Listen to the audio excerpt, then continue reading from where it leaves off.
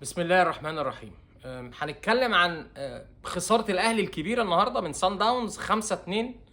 خسارة كبيرة جدا وأسوأ مباراة أشوفها للنادي الأهلي من سنين، يعني من ساعة مباراة 2019 لما الأهلي برضو خسر من سان داونز 5.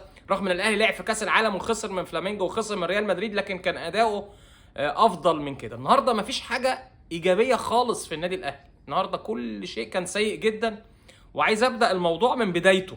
يعني مباراة سان داونز قبليها كان في ماتش المقاولين العرب في الدوري، وفوجئنا ان مستر كولر بيلعب بكل اللعيبه الاساسيه في ماتش المقاولين، رغم ان فرق الوقت او فرق الزمن ما بين ماتش المقاولين وماتش سان داونز 3 ايام وسفريه طويله لجنوب افريقيا، فكنا اكيد هيكون في اجهاد.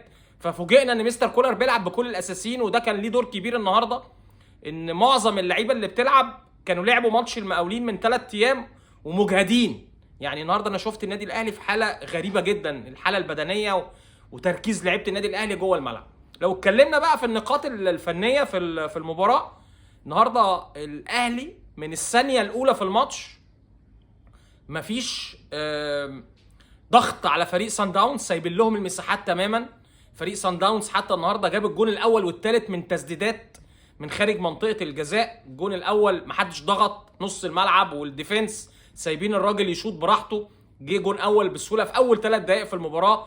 دخول النادي الاهلي المباراه كان سيء جدا، مفيش هجمات منظمه. يمكن الهدف اللي جابه النادي الاهلي في الشوط الاول وقرب النتيجه بقت 2-1 كان ضغط من بيرسي تاو، وخطا من لعيبه سان داونز. اتقطعت القندوسي عملها لشريف وجاب الجون الاول، لكن مفيش هجوم منظم من النادي الاهلي. النهارده كمان المشكله احنا دايما بنتكلم فيها في النادي الاهلي، خط الدفاع. في مشكله في عمق دفاع النادي الاهلي. النهارده كل الاهداف غير التسديدات جايه من عمق الدفاع، عدم رقابه، عدم تمركز، مفيش تغطيه، مفيش تنسيق ما بين خط الدفاع ونص الملعب. خلي بالكم احنا برضو مش عايزين نحمل خط الدفاع بس، ان دي مشكله موجوده في النادي الاهلي بقى لها فتره كبيره جدا، وبنتكلم فيها ان معظم الاهداف اللي بتيجي من النادي الاهلي من عمق الدفاع. فريق سان داونز فريق محترم جدا، يمكن ده اقوى فريق لعب مع النادي الاهلي في افريقيا خلال الفترات اللي فاتت. طبعا ماتشات اللي بتتلعب في الدوري ما بنقدرش نقيس فيها مستوى النادي الاهلي. بنقيس مستوى النادي الاهلي امتى؟ في كاس العالم للانديه، في بطوله افريقيا، لما الاهلي يلعب مباراه قويه زي فريق سان داونز. فريق سان داونز فرقه زي ما قلت لكم محترمه جدا، بتلعب كره حلوه قوي، خطوطهم قريبه جدا من بعض، بيلعبوا كره على الارض، عندهم النواحي التكتيكيه عاليه جدا، الخطوط قريبه جدا واللعيبه بتظهر لبعض. النهارده اتفرجت على فريق سان داونز بقى بتركيز، لا فرقه محترمه وبتلعب كمان كوره جميله جدا وكوره هجوميه وانتشار جيد جدا في الملعب. النهارده الاهلي ما قدرش يجاري خالص فريق سان داونز، في اخطاء بالجمله في دفاع النادي الاهلي وفي نص ملعب النادي الاهلي. النهارده محمد الشناوي يعني ظهر بعيد عن مستواه، هو بس يسأل عن الهدف الثالث، ان الهدف كانت تسديده من مسافه بعيده جدا. لكن النهارده اول مره اشوف النادي الاهلي في الحاله السيئه دي، ومع فريق من افريقيا. يعني فريق سان داونز انا شايفه دلوقتي ان هو اقوى فرقه في قاره افريقيا. فريق سان داونز عندهم كمان جرأة، نازلين النهارده يكسبوا النادي الاهلي. النادي الاهلي النهارده ما عملش اي اداء نقدر نقول ان هو يدخله في الماتش او يرجعه للماتش، غير طبعا الهدف الاول اللي احرزه محمد شريف بمهاره عاليه جدا. لكن النهارده يعني في حاجات كتير عايز اقولها، بس طبعا يعني مش عايزين نبقى قاسيين على لعيبه النادي الاهلي. لكن النهارده الاهلي كل شيء سيء جدا، اداء الفريق جوه الملعب حتى تحس ان مفيش روح. النهارده محمد هاني في اول دقيقه الراجل بيرقصه وبياخد انذار، مفيش ضغط خالص. لعيبه الاهلي سايبه لعيبه سان داونز براحتهم، يعني تحس النهارده لعيبه النادي الاهلي كانت تايهه، مش عارفه تواجه، مش عارفه تقف قدام فريق سان داونز. يعني هقول بقى كده 6-7 حاجات بسرعه، دي طبعا كارثه لما بتحصل في اي فرقه. مفيش رقابه، مفيش تغطيه، مفيش تمركز، مفيش ضغط خالص لعيبه النادي الاهلي ولا من لعيبه نص الملعب. خلي بالكم الحاله اللي ظهر عليها لعيبه نص ملعب النادي الاهلي النهارده، حمدي فتحي واليو ديانج، خلت شكل محمد عبد المنعم وياسر ابراهيم وحش. ان هم طبعا شايفين ان في لعيبه جايه كتير فاضيه من نص الملعب، مفيش ضغط من نص الملعب، فبالتالي الديفنس هو اللي بيشيل. وفي نفس الوقت ما كانش فيه تنسيق ما بين ياسر ابراهيم ومحمد عبد المنعم، ومفيش رقابه، سايبين الناس تستلم براحتهم. وكمان النهارده تحس ايه ان مهاره لعيبه سان داونز، لعيبه الاهلي مش قادره توقف لعيبه سان داونز. الوحيد اللي كان كويس النهارده في المباراه هو بيرسي تاو. بيرسي تاو مهاجم الاهلي، دي اجواء هو عارفها طبعا، ولعب هناك فتره كبيره جدا في سان داونز وجنوب افريقيا، فهو ده الملعب بتاعه. فكان النهارده فايق جدا، وكان هو مصدر الخطوره زي ما قلت لكم.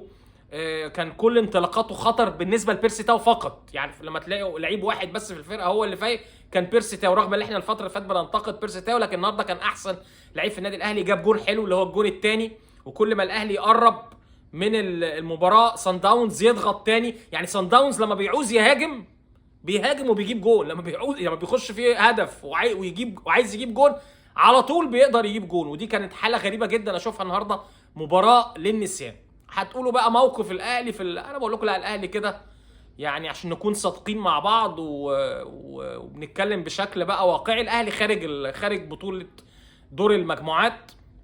ان الهلال خلاص سان داونز كده صعد ب10 نقط، الهلال طبعا عنده 9، الاهلي عنده 4 ومتبقي جولتين.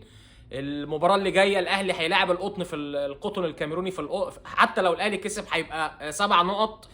انا اعتقد ان سان داونز مش هيهتم بمباراه الهلال السوداني القادمه، انا اعتقد كده، اعتقد ان الهلال السوداني هيكسب سان داونز في السودان المباراه القادمه. ان سان داونز اعتقد هيلاعب البودلة ومش هيبقى مهتمين بالمباراه، ان سان داونز كمان اخر مباراه عندهم القطن الكاميروني، فهيكسبوا القطن الكاميروني بسهوله.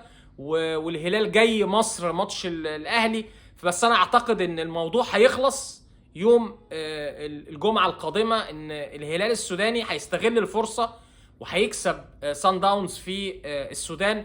وفريق الهلال مميز السنه دي، وفي نفس الوقت سان داونز انا بقول لكم هياخد المباراه بعدم اهتمام. خساره النهارده احنا كنا عارفين قبل الماتش ان الاهلي لو خسر هيبقى خارج البطوله، والاهلي فعلا خسر النهارده بشكل وحش وبشكل سيء جدا. في مشكله للكره المصريه في الفتره الحاليه زي ما بنتكلم دايما.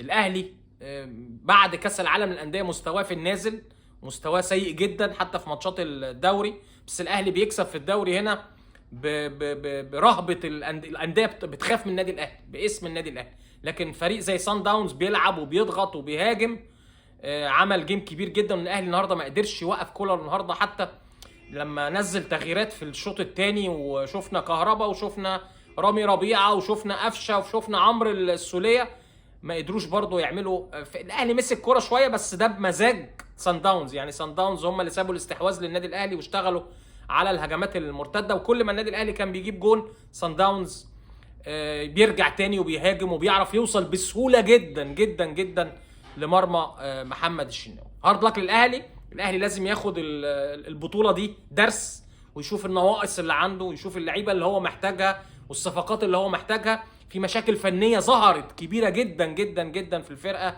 يسال عنها كولر المدير الفني. وفي نقطه زي ما قلت لكم مهمه جدا في البدايه، ان لازم في مباراه زي سان داونز كان لازم لعيبه النادي الاهلي الاساسيه تستريح في ماتش المقاولين العرب، لان النهارده كان واضح جدا ان الناحيه البدنيه والفنيه والتكتيكيه كانت سيئه جدا جدا في الاهلي.